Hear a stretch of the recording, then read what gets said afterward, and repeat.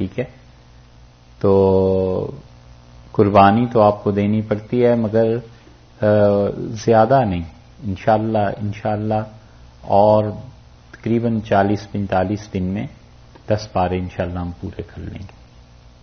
اور میرے لیے یہ آسان ہے کہ میں صرف ترجمہ کر کے چلتا جاؤں، لیکن اس میں آپ کی حق تلفی یہ نہیں کرنی چاہیے. آپ کو تو نہیں پتا چلے گا لیکن مجھے تو اندازہ ہے نا، تو کیوں خام خواہ اللہ کیا میں مجرم بنوں. اس لیے جتنی مناسب لگتی ہے تشریح اتنی کر دیتے ہیں، ورنہ یہ تو سمندر ہے، آدمی کس کس چیز کو بیان کرے.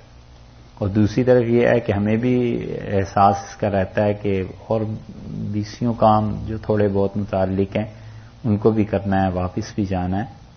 تو اس لیے یہ درخواست ہے کہ جو 3 گھنٹے 3.5 گھنٹے یا کم و بیش جتنا بھی ہے، یہ آپ بس اتنا سمجھ لیجئے کہ مہینہ 40 دن اور ہی بس بات کرنی ہے.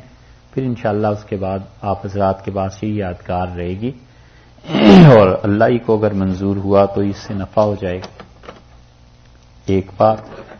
دوسرے وہ یاد رکھیے گا، ذی الحج میں حدیث میں جو آیا ہے، رسول اللہ صلی اللہ علیہ وسلم نے فرمایا کہ ان میں سے ہر رات کی عبادت لیلۃ القدر کے برابر ہے. ابھی ایک دوست مجھ سے کہہ رہے تھے، معظم کہہ رہے تھے کہ اس کا حوالہ چاہیے. وہ انشاءاللہ کل حوالہ بھی آپ کو لا دوں گا، باقاعدہ وہ پوری حدیث جہاں آئی ہے وہ لا دوں گا کہ رسول اللہ صلی اللہ علیہ وسلم نے بتایا کہ یہ ذی الحج کے ابتدائی 10 دن جو ہیں، ارشاد فرمایا کہ ان میں سے ہر رات کی عبادت لیلۃ القدر کے برابر ہے، اور ہر دن کا روزہ یہ اللہ سے 1 سال کے گناہ معاف کرا دیتا ہے. اور 9 ذی الحج کا روزہ تو ارشاد فرمایا 1 سال جو گزر گیا اور 1 سال جو آئندہ آئے گا، 2 سال. وہ حدیث بھی آپ کو لا دیں گے. اس لیے اس میں خیال یہ ہے کہ وہ جو 10 دن ہیں، 9 راتیں 10 راتیں جتنی بھی بنتی ہیں، وہ انشاءاللہ 1 گھنٹہ مزید بڑھا لیں گے. یہ آپ سوچ لیجئے تھوڑی سی قربانی کر کے کہ کس طرح ٹائم کو ایڈجسٹ کرنا. ٹھیک ہے جی، 2 باتیں ہو گئیں. تیسری بات یہ، ہاں الحمدللہ دیکھیے 2 صورتیں پوری ہو گئیں، سورہ نساء بھی، آل عمران. آپ لوگ ہیں جی سورہ بقرہ اور آل عمران. ہاں سورہ نساء تو بھی شروع ہوگی، وہ نام ہی ایسا ہے کہ اچھا کہ لینا ہی چاہیے نا. تو یہ فرمائیے آپ لوگوں کو اب تک سمجھ آ رہی جو بھی چیزیں ہیں؟ اس سے اطمینان ہے؟ ٹھیک ہے جی.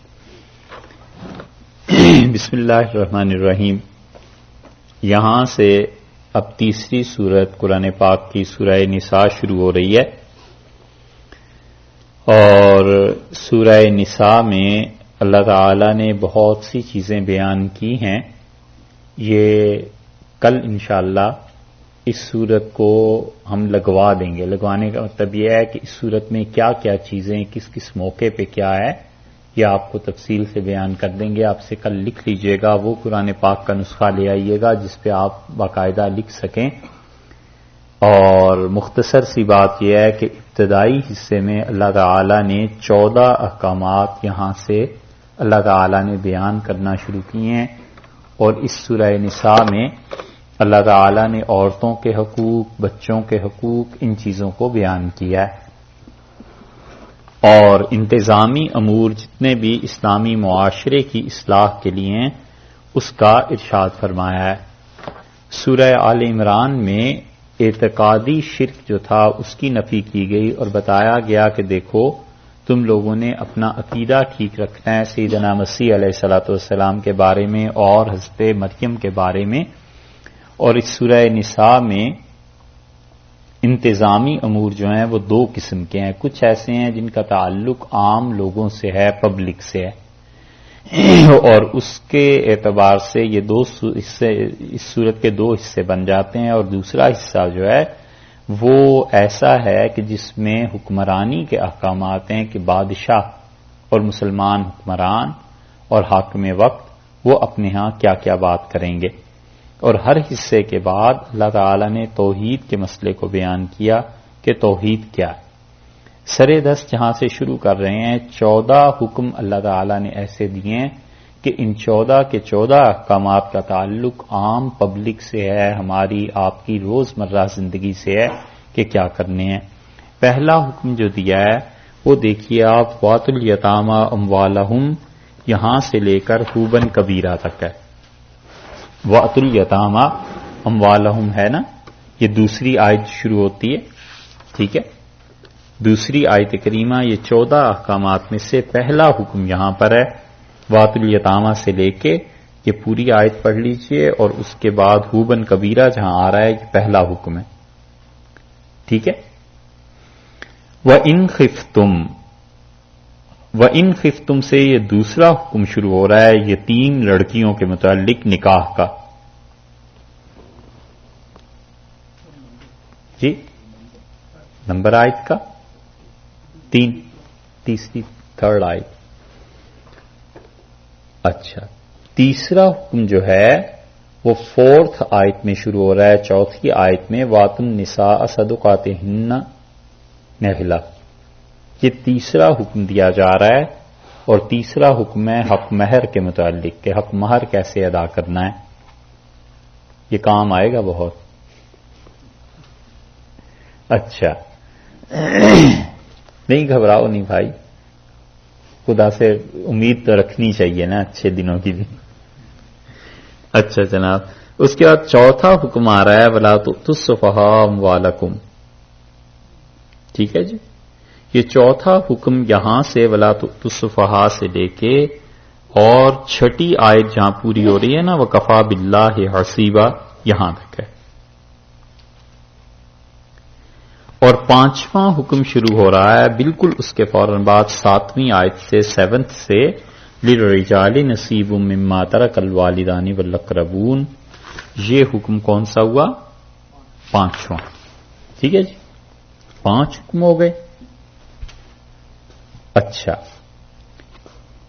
اور 5ویں کے بعد 6ٹھا حکم شروع ہو رہا ہے آیت نمبر 11 سے، جہاں رکوع پورا ہو رہا ہے نا وہاں تک تو 5واں حکم چلے گا۔ 5ویں کے بعد 6ٹھا حکم یوصیکم اللہ فی اولادکم، اللہ تعالیٰ تمہیں تمہاری اولادوں کے متعلق یہ بتاتا ہے کہ للذکر مثل حظ الانثیین، کہ تم اپنے بیٹے کو حصہ دو گے، بیٹے کا حصہ بنے گا اتنا جتنا 2 بیٹیوں کا حصہ، 2 عورتوں کے برابر ایک مرد کا حصہ۔ یہ 11ویں آیت کی بالکل شروع میں یہ اللہ تعالیٰ نے 6ٹھا حکم یہاں دیا ہے، ٹھیک ہے جناب۔ 7واں حکم آگے اب چلے جائیے، جہاں رکوع پورا ہو رہا ہے رکوع کے بعد واللاتی یاتین الفاحشۃ من نسائکم، یہ جو ہے نا یہ 7واں حکم ہے۔ رکوع پورا ہو گیا، 15th آیت ہے، 15 نمبر آیت ہے، آیت نمبر 15 جہاں سے شروع ہو رہی ہے واللاتی،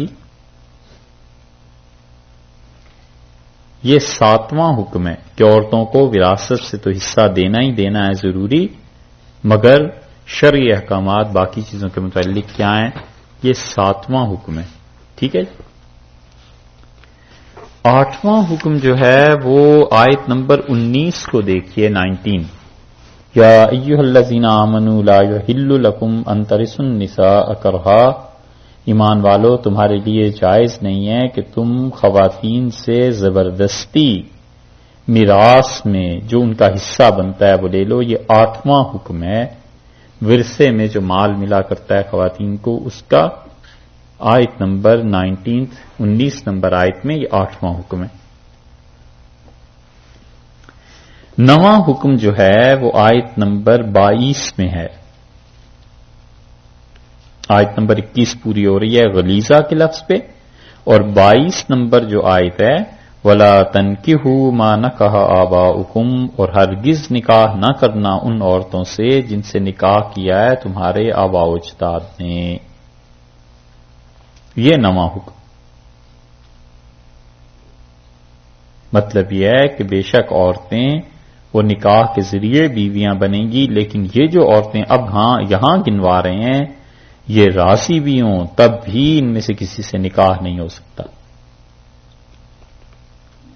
9واں حکم آ گیا، ٹھیک ہے جی۔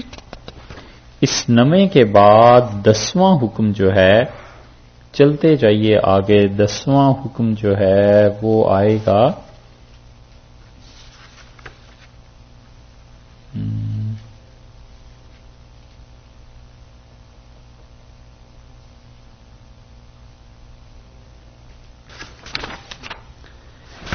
دسواں حکم 5ویں پارے کی پہلی آیت سمجھ لیجیے۔ 5ویں پارے کی جو پہلی آیت ہے نا، اس میں ایک جگہ آپ لفظ دیکھیں گے، اس آیت کو ذرا 5ویں پارے کو پڑھنا شروع کریں گے تو یہ ہے والمحصنات من النساء الا ما ملکت ایمانکم کتاب اللہ علیکم، یہ حکم ہے اللہ کی طرف سے تمہیں دیا گیا۔ اس کے بعد ہے وہ احل لکم ما وراء ذالکم، اور ان رشتوں کے علاوہ جو خواتین ہیں ان سے نکاح جائز ہے، یہ 10واں حکم ہے۔ وہ احل سے شروع ہوتا ہے، وہ احل اور حلال جائز قرار دی گئی تمہارے لیے، ما وراء ذالکم، ان رشتوں کے علاوہ جو رشتے ہیں۔ 10 حکم ہو گئے۔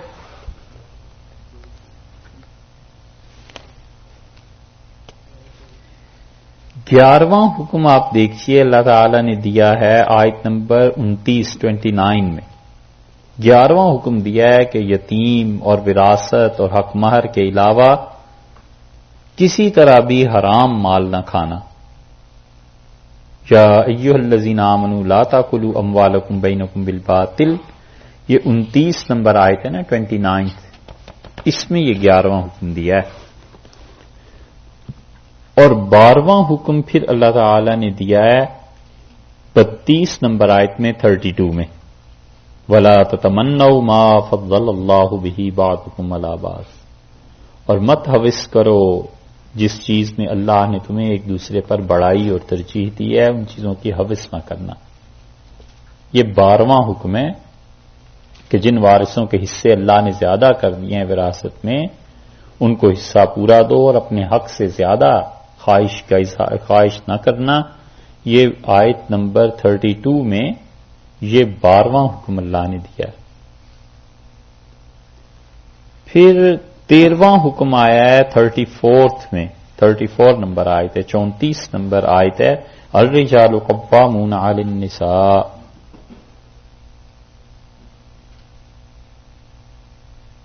تیرہ حکم ہو گئے۔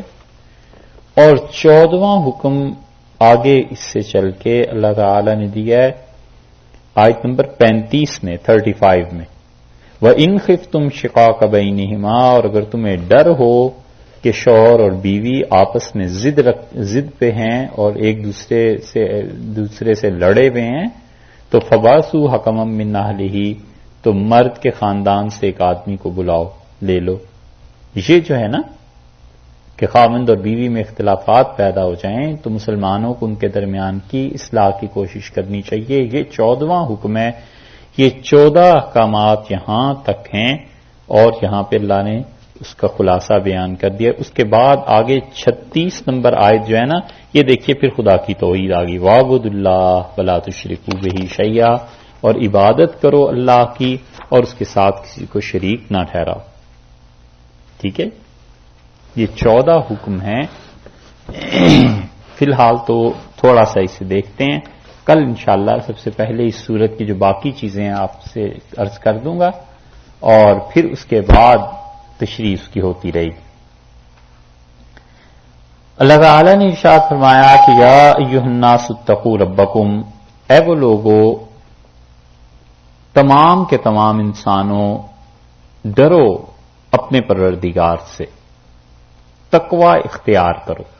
بار بار اس تقوی کا ذکر اور کئی مرتبہ اس کی تشریح آ چکی کہ تقوی نام ہے اپنے آپ کو مشکوک چیزوں سے بچانے کا، کہ جن جن چیزوں میں شک اور شبہ ہے ان چیزوں سے اپنے آپ کو بچاتے رہنا۔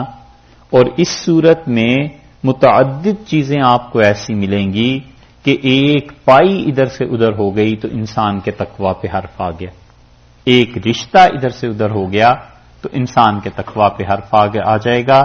اس لیے شروع ہی یہاں سے پہلی آیت سے کیا ہے اس تلقین کے ساتھ کہ یہ مطلب یہ ہے کہ جتنے بھی مسائل اب اس صورت میں آگے بیان کیے جا رہے ہیں یہ سب اس بات کا تقاضا کریں گے کہ انسان تقوی سے کام لے، کیونکہ اکثر و بیشتر مسائل کا تعلق یا تو مال سے ہے، پیسے سے، اور یا اس کا تعلق عورتوں کے حقوق سے ہے کہ ان کے ساتھ کیسے زندگی بسر کرنی ہے، 2، اور پھر یتیموں سے ہے، 3، اور چوتھی چیز یہ کہ اگر بادشاہ حکمران وقت ہو جائے تو اسلامی مملکت میں کیا کیا کام کرنے ہوں گے۔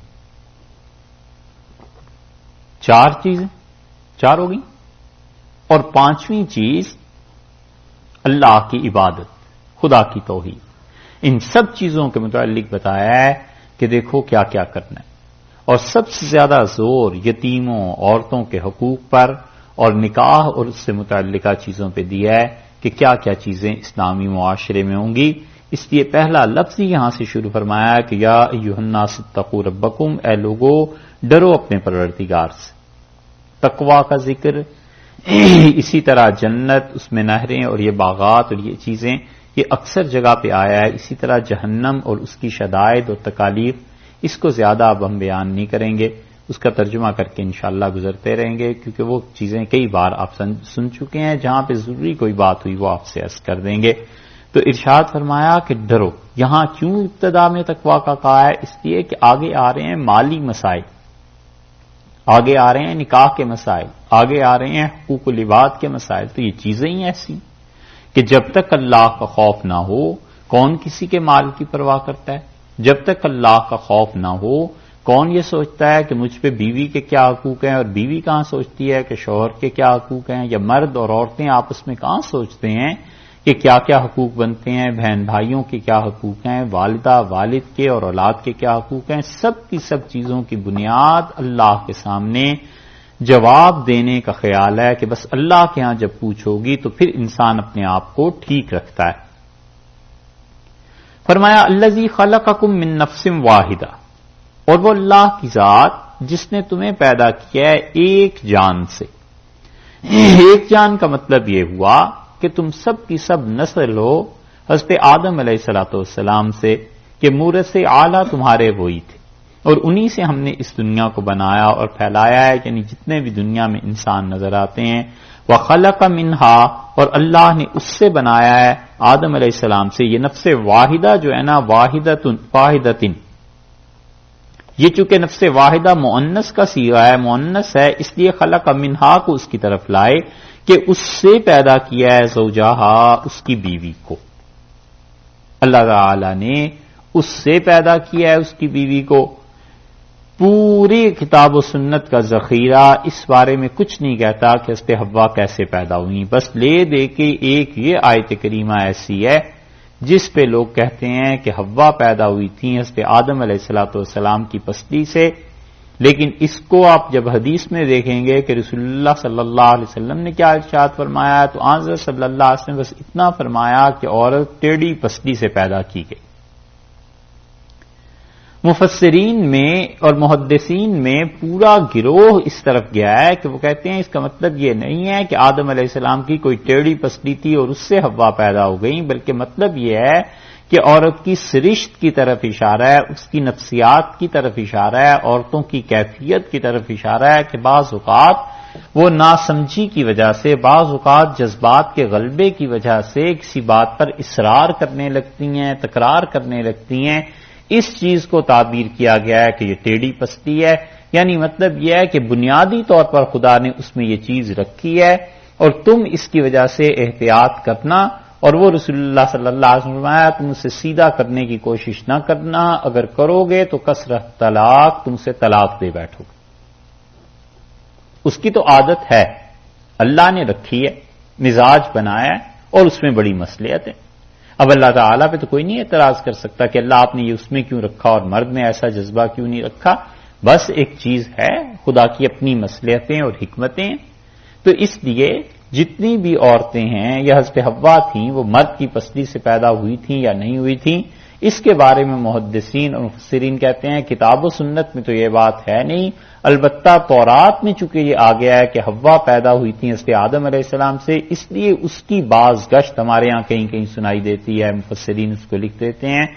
مگر محققین کہتے ہیں کہ یہاں سے پتہ چلتا ہے کہ من نفس واحدہ، ایک جان سے اللہ نے بنایا اس ساری دنیا کے انسانوں کو، اور عورت کو پیدا کیا اس سے، یعنی اس کی جنس سے، کہ جس طرح انسان ایک الگ چیز ہے، فرشتے ایک الگ چیز ہیں، جنات کی قوم ایک الگ چیز ہے، جانوروں کی سپیشیز الگ ہیں، وہ ایک الگ چیز ہے، اسی طرح انسان کو آپ دیکھیں تو انسان میں اللہ تعالی نے اس کی جنس میں دو کو پھر پیدا کر دیا، ایک حوا کو اور ایک آدم کو۔ حوا کب پیدا ہوئی، کیا ہوا، اس کے بارے میں کچھ باتیں وہاں بھی گزر چکی ہیں۔ سورہ بقرہ میں جہاں آیا تھا کہ اللہ تعالیٰ نے ان دونوں سے کہا کہ تم جنت میں جاؤ اور وہاں رہو۔ بہرحال خلاصہ اس گفتگو کا یہ ہے کہ محدثین اور مفسرین میں جو محققین ہیں، تحقیق والے حضرات، وہ کہتے ہیں کہ کتاب و سنت کو اس بات سے کوئی بحث ہی نہیں ہے کہ وہ کیسے پیدا کی گئی، بس اتنا پتا ہے کہ رسول اللہ صلی اللہ علیہ وسلم نے اس کی سرشت کی طرف اشارہ کیا۔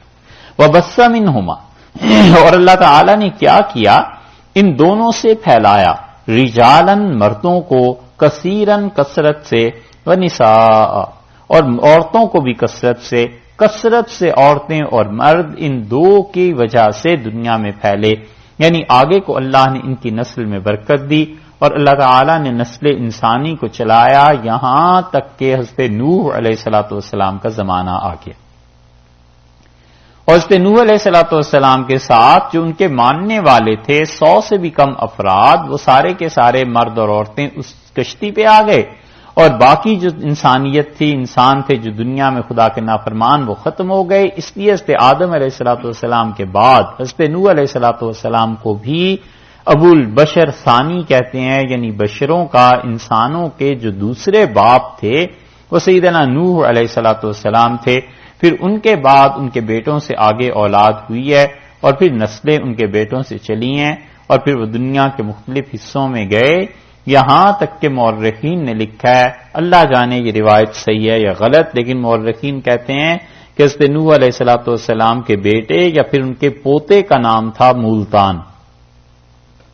وہی جو ملتان ہے نا پاکستان میں، وہ کہتے ہیں یہ بستی ان لوگوں نے آ کے آباد کی تھی، وہ کہتے ہیں اس وقت سے اس کا نام یہ چلا آتا ہے، لیکن جو قدیم تاریخ آپ دیکھیے تو نام تو اس کا آج سے 1000 سال پہلے بھی یہی ملتا تھا۔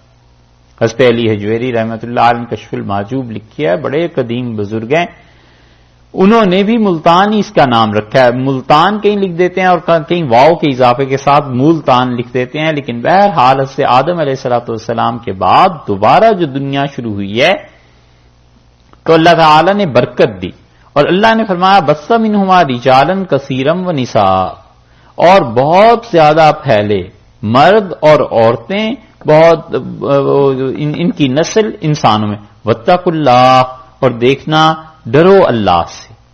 پھر آ گیا تقویٰ، اللہ سے ڈرو، کیوں؟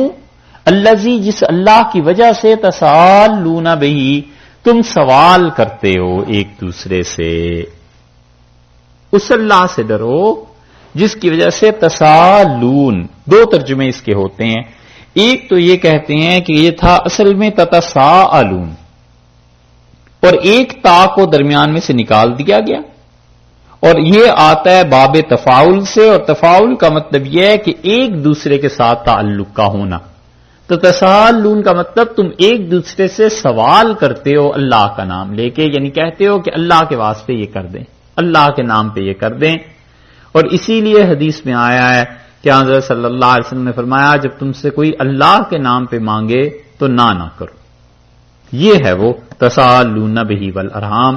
اور فقہا نے اس کی تشریح میں لکھا ہے کہ وہ کہتے ہیں اگر قرائن سے، سیاق و سباق سے، دیکھنے سے پتہ چل جائے کہ یہ پیشہ ور آدمی ہے، ہٹا کٹا ہے، یا یہ کہ پیشہ اس کا مانگنا ہے، تو پھر تو چاہے اللہ ہی کے نام پہ مانگے نہ دیا جائے، لیکن آثار، قرائن، شواہد، کسی کی گواہی یا اپنا وجدان یہ بتاتا ہو کہ ہے واقعی یہ صحیح آدمی، لیکن اس پہ حالات ایسے آ گئے ہیں جیسے مسافر ہے یا جیسے کسی کو ضرورت پیش آ جاتی ہے، تو پھر وہ اللہ کے نام پہ مانگے۔ تو اس کے متعلق وہ حدیث ہے کہ رسول اللہ صلی اللہ علیہ وسلم نے فرمایا اللہ کے نام پہ کوئی تم سے مانگے تو اسے نہ کرو۔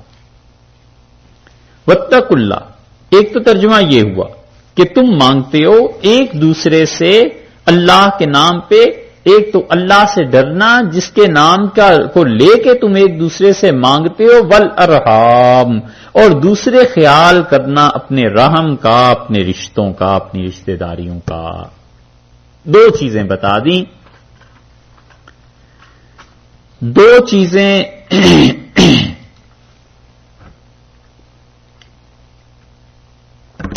چیزیں ارشاد فرما دی بالکل شروع میں سے، بالکل شروع سے. فاتقوا اللہ الذی تساءلون بہ، ڈرنا اللہ سے جس کا نام لے کر تم سوال کرتے ہو ایک دوسرے سے، والارحام، اور ڈرنا اللہ سے جس کا نام لے کر تم ایک دوسرے سے رشتے قائم کرتے ہو. وگرنہ عورت کے لیے مرد اور مرد کے لیے عورت کوئی طریقہ نہیں تھا جائز کرنے کا. اللہ ہی کا نام لے کے نکاح کیا تھا نا، اللہ ہی کا نام لے کے خطبہ پڑھا گیا تھا، اللہ ہی کا نام لے کے تم نے اقرار کیا تھا. عورتوں کے معاملے میں بھی اللہ سے ڈرنا، اور اس کے ساتھ ساتھ یہ جو تم اللہ کے نام پہ ایک دوسرے سے لین دین کرتے ہو، مانگتے ہو، اس اللہ سے ڈرو. ایک ترجمہ تو یہ ہوا. دوسرا ترجمہ بعض رات کہتے ہیں کہ تسالون جو اللہ تعالی نے فرمایا اصل میں تسالون مجرد کے معنی میں تھا، اور بعض جو ہے وہ یہاں زیادہ ہے. تو خلاصہ اس کا یہ سمجھ لیجئے کہ تسالون بہی، تم اللہ تعالی سے سوال کرتے ہو، جس اللہ کے سامنے تم ہاتھ پھیلاتے ہو، جس اللہ سے تم مانگتے ہو، ڈرو اس سے کہ تمہارا روز کا واسطہ اس ذات سے پڑتا ہے. اس ذات کا خیال کرو جو تم پہ اتنے انعامات کرتی ہے، تمہاری دعاؤں کو قبول کرتی ہے، اس کے سامنے ہاتھ پھیلاتے ہو، اس اللہ سے ڈرو. اور وہ اللہ والارحام جس نے ان رشتوں کو قائم کیا ہے نا تمہارے ایک دوسرے کے ساتھ، اس اللہ سے ڈرنا. یہ رشتے خود بخود قائم نہیں ہو گئے. والدین جو بنے ہیں اور بیٹے بیٹیاں جو بنے ہیں اور میاں بیوی جو بنے ہیں اور بہن بھائی جو بنے ہیں، یہ سب کے سب رشتے اللہ نے قائم کیے ہیں اور اللہ نے ان کے حقوق رکھے ہیں. تو دیکھو آگے تذکرہ آ رہا ہے ان حقوق کا، ہم بیان کریں گے. مراد اللہ تعالیٰ کی یہ ہے کہ آگے چل کے وہی تذکرہ آ رہا ہے، ہر موقع پہ مجھے یاد کرتے رہنا، میں نے ان کے حقوق متعین کیے ہیں، میں نے وراثت میں حصہ دیا ہے، میں نے یتیموں کے احکامات بتائے ہیں، خبردار مجھے نہ بھولنا. تو دو ترجمے ہو گئے. ایک تو یہ کہ واتقوا اللہ الذی، ڈرو اس پروردگار سے، اللہ سے جس کا نام لے کے ایک دوسرے سے سوال کرتے ہو، والارحام، اور جس کا نام لے کے تم ایک دوسرے سے رشتے قائم کرتے ہو، اور جس کا نام لے کے رشتے مانگنے بھی جاتے ہیں. رشتے مانگنے بھی جاتے ہیں نا، اللہ کا واسطہ ہے یہ رشتہ کر دیجئے، اور پھر جب ہو جاتا ہے پھر وہ اللہ بھول جاتا ہے، پھر وہ اللہ نہیں یاد آتا. حقوق کی ادائیگی کے وقت میں اللہ نے کہا میرا نام لے کے یہ سارے کام ہوتے ہیں. ایک اور دوسری ترجمہ یہ کیا گیا ہے کہ الذی تسالون بہ، جس اللہ کے سامنے تم ہاتھ پھیلاتے ہو، والارحام، اور جس اللہ کا نام لے کے تم نے رشتے قائم کیے ہیں نا، وہ اللہ تمہارا جانا پہچانا ہے، اس کا خیال کرنا. ان اللہ کان علیکم رقیبا، اور اللہ تعالیٰ کیا ہے علیکم تمہارے اوپر رقیبا، نگران ہے. رقیب نگران، مراقبہ، کسی چیز پر توجہ کو قائم کرنا. رقبہ کہتے ہیں نا گردن کو، تو آدمی گردن جدھر بھی پھیر لیتا ہے مطلب یہ کہ غور سے دیکھتا ہے نا. تو رقیب کا مطلب جو غور کرتا رہتا ہے، جو ہر وقت نگران رہتا ہے، اس کو کہتے ہیں رقیب. ایک اردو والا رقیب بھی ہے شاعروں کا، وہ بھی ایسا ہی ہے کیونکہ وہ بھی دیکھتا رہتا ہے کہ یہ کیا کر رہا ہے اور کیا نہیں کر رہا. اس رقیب پہ بھی دو باتیں آپ سے عرض کریں. ایک تو عربوں کا ایک شاعر ہے، وہ کہتا ہے کہ میری محبوبہ بھینگی ہے. دیکھو محبت جب ہونا تو آدمی کہاں کہاں سے سوچ کے اپنے محبوب کے اچھی باتیں لاتا ہے. کہتا ہے میری محبوبہ بھینگی ہے اور اس کے بھینگے ہونے کا مجھے بڑا فائدہ ہے. حالانکہ بھینگی کوئی خاتون ہو تو پھر ذرا کم ہی لوگ توجہ کرتے ہیں. تو اس نے کہا میری محبوبہ بھینگی ہے اور اس کا بہت بڑا فائدہ مجھے ہوا، اور وہ یہ کہ رقیب سمجھتا ہے اسے دیکھ رہی ہے، در حقیقت مجھے دیکھ رہی ہوتی ہے. رقیب یہ سمجھتا ہے کس سے دیکھ رہی ہے اور در حقیقت وہ مجھے دیکھ رہی ہوتی. اور وہ غالب وہ بھی کہتے ہیں سب رقیبوں سے ہو ناخوش، فرزنان مصر سے ہے زلیخا خوش کے محوے ماہ کنا ہو گئی. کیا غضب کی بات کہی. چلو یار تفسیر پڑھ. ارشاد فرمایا ان اللہ کان علیکم رقیبا، اور اللہ تعالیٰ تمہارا نگران ہے، دیکھ رہا ہے ایک ایک حرکت کو. اور اس لیے تقوی کا ذکر 2 بار کر دیا. یا ایھا الناس اتقوا ربکم واتقوا اللہ، اور ڈرو اللہ سے. اللہ سے محبت ہونا انسان کو، پھر یہ سب چیزیں زیادہ سمجھ میں اچھی طرح آتی ہیں کہ اللہ کی ذات کوئی غیر نہیں، کوئی اور نہیں، اور کوئی قہر اور عذاب اور یہ چیزیں اسے کیا پڑی ہے ان چیزوں کی. وہ اللہ کی ذات اپنے ہی بندوں کے ساتھ ہے، اپنے بندوں پر مہربان ہے، اپنے بندوں کا خیال رکھنے والی ہے. اور اتنی محبت ہے کہ بار بار توجہ دلاتے ہیں کہ دیکھو میری طرف آ جاؤ، میری طرف لوٹو، میرا خیال رکھنا، مجھے نہ بھلانا، اور میرا خوف رہنا چاہیے. میرا نام لے کے ہی ذبح کرتے ہو، میرا نام لے کے ہی نکاح کرتے ہو. تو دیکھو ہم تمہارے ایک ایک بات کو دیکھ رہے ہیں. پہلی بات جو کرنی ہے وَآتُوا الْيَتَامَىٰ أَمْوَالَهُمْ، یتیم بچوں کو ان کا مال دے دینا. واتو کا مطلب یہاں پر یہ نہیں ہے کہ مال دے دینا، اگرچہ لفظی ترجمہ تو وہی ہے جو ابھی آپ سے کہا ہے. واتو کا مطلب یہ ہے کہ یتیم بچوں کے مال کی حفاظت کرنا. غزوہ احد کے بعد اصل میں مسائل پیدا ہوئے، 70 صحابہ رضی اللہ عنہ شہید ہو گئے نا. اب یتیم بچے رہ گئے، ان یتیموں کے مسائل پیدا ہوئے. اللہ تعالی نے یہ آیات نازل کی کہ دیکھو یتیم بچے جو ہیں وَآتُوا الْيَتَامَىٰ أَمْوَالَهُمْ، ان یتیم بچوں کے ان کے مال کو دے دینا، یعنی اس کی حفاظت کرنا، محفوظ رکھنا. یہ نہیں ہے کہ دے دینے ہیں ان کو مال. وہ جو مال ہیں کب دینے ہیں اس کا حکم آگے 5ویں آیت میں آ رہا ہے، وہاں پہ بات کریں گے. پہلا حکم یہ دیا کہ مال اپنے پاس، تمہارے پاس مال نہ بھی ہو تو بھی یتیموں کے مال کو محفوظ رکھنا ہے. یہ نہیں ہے کہ تمہارے بھتیجے ہیں، بھانجے ہیں، کوئی بھی یتیم ہو گیا ہے تو اب تم اس کے مال پہ ہاتھ صاف کرنا شروع کر دو. پہلا حکم یہ ہے کہ یتیموں کا مال اسے محفوظ رکھنا ہے، قطعاً استعمال نہیں کرنا. کوئی صورت نہیں ہے یتیموں کے مال کو چھیڑنے کی، اس کو ہاتھ لگانے کی. ایک حکم. انسانی زندگی میں اور ہمارے معاشروں میں یہ روز مرہ کے مسائل ہیں، ایک ایک گلی اور ایک ایک محلے میں پیش آنے والے ہیں. کئی جگہ پہ بچے یتیم ہو جاتے ہیں، آخر زندگی موت آئے دن ہوتی ہی رہتی ہے. پہلا حکم یہ دیا کہ یتیموں کے مال کو بالکل ہاتھ نہیں لگانا، اسے تو تم نے محفوظ رکھنا ہے. ایک وَلَا تَتَبَدَّلُوا، اور بالکل تبدیل نہ کرنا الخبیث، ناپاک سے بالطیب، پاک چیز کو. دوسرا حکم دیا کہ یہ جو مال ہے یتیم کا، یہ اپنی حرمت کی وجہ سے، اپنی عزت کی وجہ سے، یہ یتیم کا مال محترم ہونے کی وجہ سے، یہ امانت ہونے کی وجہ سے. سمجھ رہے؟ یہ اتنے الفاظ اس لیے استعمال کرتے ہیں تاکہ آپ کو سمجھ آئے. آپ کو تو خیر سمجھ آتی ہوگی، ہم نہیں سمجھا پاتے. تو فرمایا کہ یہ جو امانت کے طور پر ہے نا تمہارے پاس مال، اس مال کو یہ بڑی حرمت والا ہو گیا ہے، بڑی عزت ہے اس کی، لیکن تمہارے لیے یہ مال ناپاک ہو گیا. اب تم بالکل اس کو چھیڑ نہیں سکتے. تو اس کو مال کو نہ بدلنا پاک مال سے. جو تمہارے پاس اپنا مال ہے وہ پاک ہے اور یہ تمہارے لیے ناپاک ہے، اس مال کو تبدیل نہ کرنا. ایک ترجمہ. اس طرف کم لوگ گئے.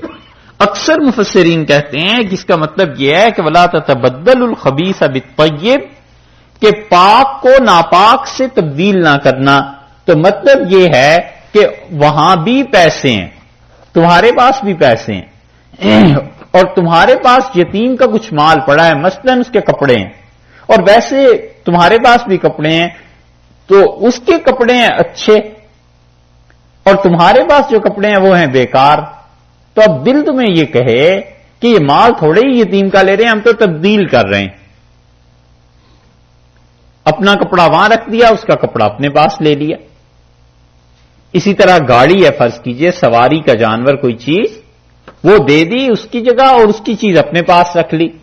تو نفس یہ سکھاتا ہے کہ یتیم کا مال ہم نے تبدیل کیا، لیا تھوڑا ہی ہے، ہم نے تو دے بھی دیا ہے. اللہ نے فرمایا ہرگز تبدیل نہیں کرنا، ولا تتبدل الخبیث بالطیب، پاک اور ناپاک کی تبدیلی نہیں ہو سکتی، اس کو بالکل نہ لینا.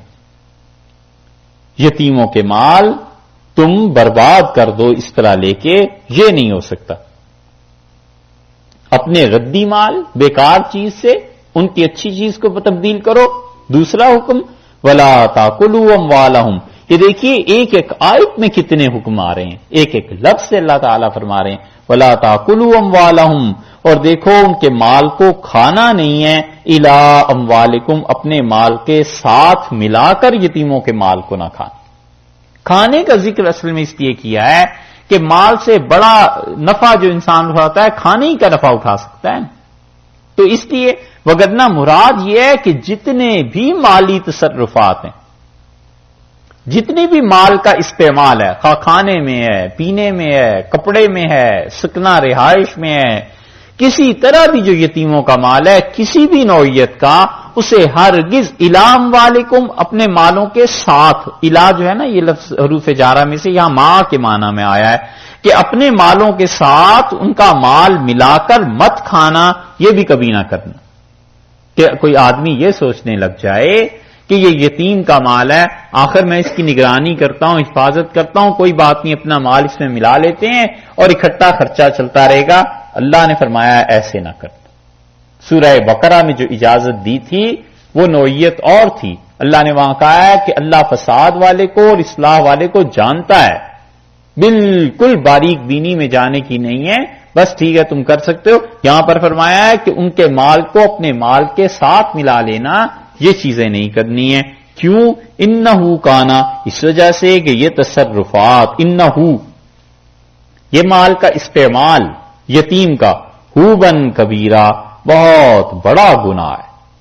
ہوب کا مطلب بڑا گناہ کی بات، ہوبن گناہ ہے، خود گناہ ہی بہت بڑا تھا.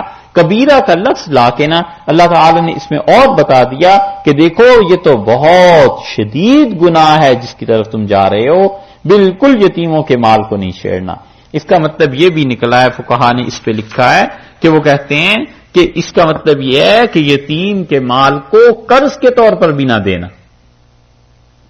یتیم بچے کا مال ہے، اٹھا کر دے دیا قرض میں، اپنا مال تو نہیں ہے کہ بھی ٹھیک ہے یتیموں کا مال ہے سال بعد ہمیں واپس کر دینا. وہ اگلا آدمی مر جائے، مال ڈوب جائے اور تمہارے پاس یہ امانت ہے، تم اسے کیسے قرض میں دے رہے؟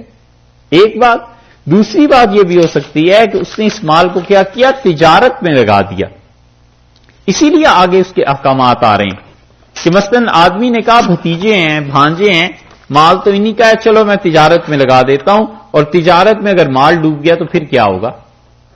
اس لیے منع کیا ہے کہ قطعاً نہیں، یتیموں کے مال پر کوئی تصرف تمہارا ہے ہی نہیں، تم ہماری طرف سے اس مال کے محافظ کے طور پر ہو، مالک کے طور پر نہیں. تو مالک اور محافظ میں فرق ہے. تینوں چیزیں اللہ نے یتیموں کے مال پہ منع کر دیں.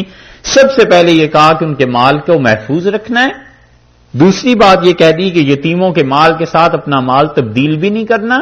اور تیسری بات یہ فرما دی گئی کہ دیکھو ان کا مال اپنے مال کے ساتھ مکس اپ بھی نہیں کرنا. ان تینوں چیزوں سے بچتے رہنا. انہو کان حوبا کبیرہ، یہ بہت بڑا گناہ ہے یتیموں کے مال کے ساتھ. تین حکم آگے. اسی لیے فقہا نے لکھا ہے کہ امانت کی جو رقم ہے وہ کہتے ہیں کہ اس کے نوٹ تبدیل کرنا بھی جائز نہیں.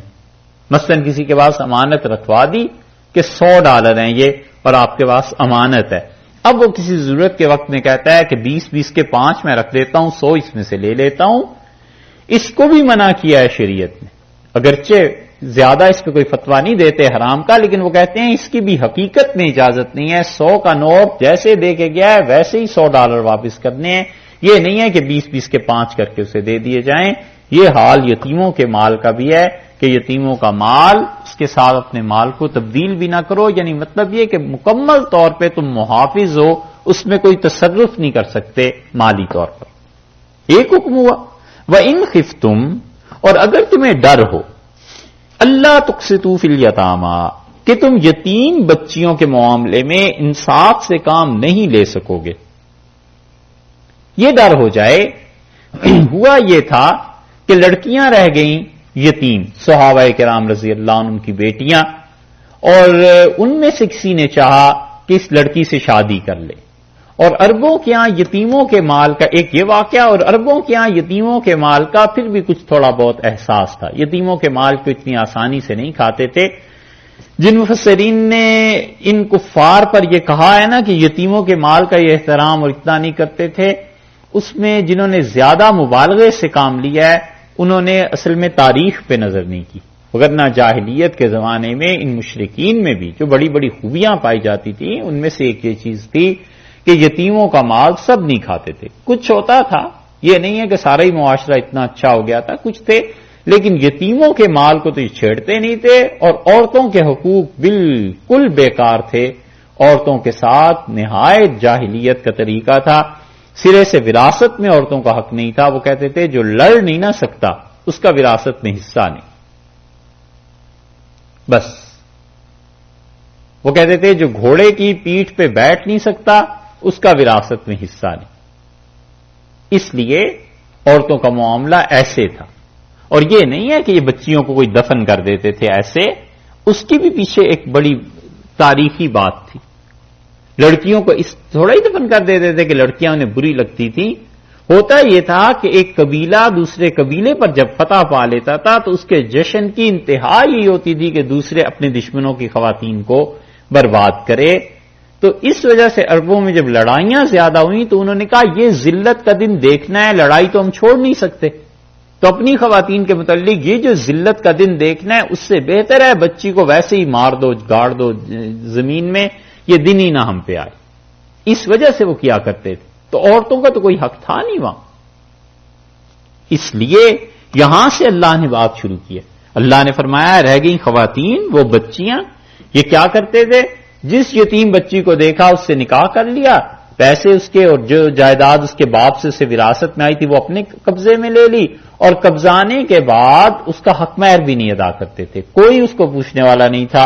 اللہ نے فرمایا ان خفتم اللہ تقسطوا، اور اگر تمہیں یہ خوف ہو، ڈر ہو جائے کہ یتیم بچیوں کے بارے میں کہ ان کے حقوق، یتیموں کا نکاح، یتیم بچیوں کا نکاح اس معاملے میں فنکحوا، تو تم سے نکاح کر سکتے ہو. یہاں پر پہلا مسئلہ پیش آتا ہے یتیم لڑکیوں کے نکاح کا مسئلہ، کہ اللہ نے بتایا ہے کہ جو بھی یتیم لڑکیوں کا ولی ہوگا وہ ان کا نکاح کرے. یتیم کہتے ہیں اس کو جس کا باپ مر جائے اور نابالغ ہو. جب لڑکا یا لڑکی بالغ ہو گئے تو یتیم نہیں رہتے. لیکن یہاں پر اللہ تعالیٰ نے لغوی طور پر بھی کہا، اور جانوروں میں یتیم کہتے ہیں اس کو جس کی ماں مر جائے. اور یتیم اصل میں آتا ہے بنیادی طور پہ بہت نایاب چیز کے بارے میں، بہت نایاب چیز. در یتیم کبھی سنا ہے؟ ایسا موتی جو نایاب ہو. تو یتم وہ جسے کوئی چھو نہ سکے، ہاتھ نہ لگا سکے، یتیم ایسا. وہ یتیم کو یتیم اس سے کہتے ہیں وہ بھی اکیلا رہ جاتا ہے نا. تو نایاب چیز بھی اکیلی ہی ہوتی ہے، دنیا میں کوئی اس پہ اپنا حق نہیں جتا سکتا. اسی طرح یتیم کو یتیم وہ بھی اکیلا رہ جاتا ہے. الم یجدک یتیما فآویٰ، کیا اللہ نے آپ کو نایاب انسان نہیں پایا؟ اتنی اچھی فطرت، اتنی اچھی طبیعت کے آپ تھے. فآویٰ، اللہ نے نبوت عنایت فرما دی آپ. یہ تو پہلا مسئلہ یہاں یہ اٹھتا ہے کہ ان خفتم اللہ تقسطوا فی الیتامى، اگر تمہیں اس بات کا گمان ہو، ڈر لگے اس بات سے، تو پھر بچیوں کے، ان یتیم بچیوں کے نکاح کر دیا کرو. تو جب لڑکی یتیم ہو جائے گی تو جو بھی اس کا ولی ہے یہ اس کا فرض بنے گا کہ وہ اس کا نکاح کرے. جیسے بھائی ہے، بڑا بھائی ہے تو اپنی بہن کا ولی بن جائے گا، وہ اس کا نکاح کرے گا. بڑا بھائی نہیں ہے تو اس کا بھتیجا ہے جس کی وہ پھوپھی بنتی ہے، بھتیجے کو ولایت کا حق مل جائے گا. اور یہ ساری تفصیلات ولایت کے باب میں فقہا نے لکھی ہیں. تو اللہ تعالی نے فرمایا ہے کہ دیکھو اس لیے اگر ڈرو تم کہ انصاف نہیں کر سکو گے یتیم لڑکیوں کے حق میں، تو پھر کیا کرنا ہے؟ فنکحوا، نکاح کر دو. ان یتیم بچیوں کا تم خود اپنے ساتھ کر سکتے ہو. ما طاب لکم، جو تمہیں اچھی لگیں من النسائی عورتوں میں سے مثنا و ثلاثہ و رباع دو دو تین تین اور چار چار نکاح تم کر سکتے ہو فإن خفتم اور اگر تمہیں ڈر ہو کہ اللہ تعدلوا تم انصاف نہیں کر سکو گے فواحدۃ تو ایک بیوی بس کافی ہے او ما ملکت ایمانکم یا یہ کہ ایک بیوی سے بھی انصاف نہیں ہے تو پھر وہ باندی جو تمہاری اپنی ملکیت ہے ذالک ادنا اور یہ اس لیے حکم دیا جا رہا ہے پھر کہ تمہیں اگر ڈر لگ جائے کہ برابری نہیں رکھ سکو گے تو پھر دیکھو ذالک ادنا اس میں لگتا ہے کہ اللہ تعولو تم ایک طرف کو جھک نہیں جاؤ گے گناہ نہیں کر بیٹھو گے انصاف کے تقاضوں سے ہٹ نہیں جاؤ گے اس لیے ہم نے کہا ہے کہ چار نہیں پھر ایک کرو ایک بھی نہیں پھر وہ باندی ہے وہ ہے تمہارے لیے اور یہ ہے یتیم بچیوں کے باب میں کہ تم نے کیسے کیسے ان کو رکھنا ہے اور ان کے حق مہر اور یہ چیزیں کیسے ادا کرنی ہے اگلی آیت میں اس کا تذکرہ آ رہا ہے کل پڑھ لیں گے اس میں کافی سارے مسائل ہیں انشاءاللہ کل